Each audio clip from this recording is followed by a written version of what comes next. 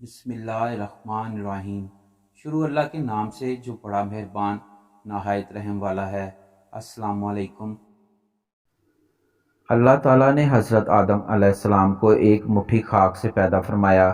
یہ مٹی تمام روح زمین سے حاصل کی گئی تھی۔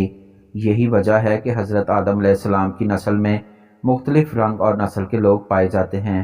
حضرت ابو ہریرہ رضی اللہ تعالیٰ عنہ سے روایت ہے کہ حضور اکرم صلی اللہ علیہ وآلہ وسلم نے فرمایا کہ جب اللہ نے آدم کو پیدا فرمایا اور ان میں روح پھونکی تو ان کو چھینک آئی، جس پر انہوں نے الحمدللہ کہا۔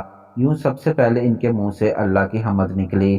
اللہ تعالیٰ نے حضرت آدم علیہ السلام کو 4 عظیم شرف اور مرتبے عطا فرمائے۔ اپنے ہاتھ سے پیدا فرمایا، روح پھونکی، فرشتوں کو سجدہ کرنے کا حکم فرمایا، اشیاء کے ناموں کے علم سے سرفراز فرمایا۔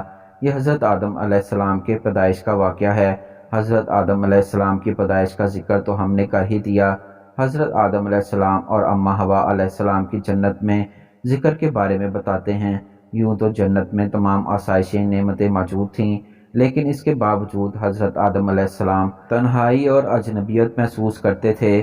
چنانچہ اللہ تعالیٰ نے ان کی تنہائی دور کرنے کا بندوبست فرماتے ہوئے حضرت حوا علیہ السلام کو پیدا فرمایا۔ محمد بن اسحاق حضرت ابن عباس سے روایت کرتے ہیں کہ حضرت حوا علیہ السلام کو حضرت آدم علیہ السلام کی بائیں طرف کی چھوٹی پسلی سے پیدا کیا گیا تھا جبکہ وہ سو رہے تھے۔ پھر اللہ تعالیٰ نے حضرت آدم علیہ السلام کو فرمایا کہ وہ اور ان کی بیوی جنت میں سکونت فرمائیں اور جہاں سے چاہیں بلا روک ٹوک کھائیں، لیکن اس درخت کے پاس نہ جانا ورنہ ظالموں میں سے ہو جاؤ گے۔ حضرت آدم علیہ السلام اور حضرت حوا علیہ السلام پہلے آرام سکون سے جنت میں رہنے لگے۔ آگے روایتوں میں آتا ہے کہ حضرت آدم علیہ السلام 100 سال یا 60 سال جنت میں رہے۔ اس عرصے میں دونوں کو جنت کے کسی بھی حصے میں جانے پر پابندی نہ تھی سوائے شجرہ ممنوعہ کے۔ شیطان اب ان دونوں کا کھلا دشمن تھا اور اپنی سزا کا بدلہ لینے کے لیے بے قرار بھی تھا۔ اس کی شدید خواہش تھی کہ وہ اللہ کے حکم کی خلاف ورزی کریں۔ پھر شیطان نے ان دونوں کے دلوں میں وسوسہ ڈالا کہ ان کی شرمگاہیں جو ایک دوسرے سے پوشیدہ تھی بے پردہ ہو جائیں۔ اس نے انہیں کہا کہ تمہارے رب نے تم دونوں کو اس درخت سے منع فرمایا کہ کہیں یہ کھانے سے تم دونوں فرشتے نہ بن جاؤ یا کہیں ہمیشہ زندہ رہنے والوں میں نہ ہو جاؤ۔ شیطان کی ان باتوں میں حضرت حوا علیہ السلام کو سوچنے پر مجبور کر دیا، اور پھر شیطان کے مسلسل تواتر کے ساتھ سازشیں رنگ لے آئیں اور اس نے حضرت آدم علیہ السلام کو پھل کھانے پر راضی کر لیا۔ ایک دن حضرت حوا علیہ السلام نے حضرت آدم علیہ السلام سے کہا کہ ہم اس شجرہ ممنوعہ کا ذرا سا حصہ کھا کر تو دیکھیں، وہ کیا راز ہے جو اللہ تعالیٰ نے اسے کھانے سے منع فرمایا ہے۔ شروع میں تو حضرت آدم علیہ السلام اس کے لیے قطعی طور پر تیار نہ تھے، لیکن پھر حضرت حوا علیہ السلام کے مسلسل اصرار پر وہ بھی راضی ہو گئے۔ ابھی ان دونوں نے پھل کو پوری طرح چکھا بھی نہیں تھا کہ ان کی سطر گاہیں ایک دوسرے پر عیاں ہو گئیں اور وہ دونوں بدحواسی اور پریشانی میں جنت کے درختوں کے پتوں کو توڑ کر اپنا بدن چھپانے لگے۔ اللہ نے دونوں کو پکارا اور فرمایا کہ میں نے تمہیں منع کیا تھا کہ اس درخت کا پھل نہ کھانا اور شیطان کے ورگلانے میں نہ آنا، یہ تمہارا کھلا دشمن ہے۔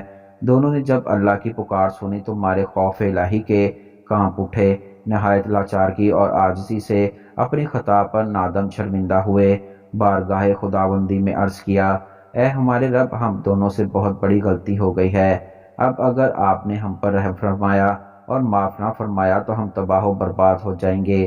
اللہ تعالیٰ نے فرمایا کہ اب تم دونوں ایک خاص مدت تک زمین پر ہی رہو گے، تم ایک دوسرے کے دشمن ہوگے، تمہیں وہاں ہی مرنا ہے اور اسی طرح پھر پیدا ہونا ہے۔ چنانچہ دونوں کو زمین کی طرف روانہ کر دیا گیا۔ حضرت آدم علیہ السلام کو ہند اور حضرت اماں حوا علیہ السلام کو جدہ اور ابلیس کو بصرہ سے چند میل کے فاصلے پر دم سنان کے مقام پر اتارا گیا۔ حضرت سخی رحمۃ اللہ علیہ فرماتے ہیں کہ جب حضرت آدم علیہ السلام کو جنت سے ہند میں اتارا گیا تو ان کے پاس حجر اسود تھا اور جنت کے درختوں کے پتے ان کی مٹھی میں بند تھے۔ پھر حضرت آدم علیہ السلام نے ان پتوں کو زمین پر پھیلا دیا اور یہ خوشبودار درخت ان پتوں ہی کی پیداوار ہیں۔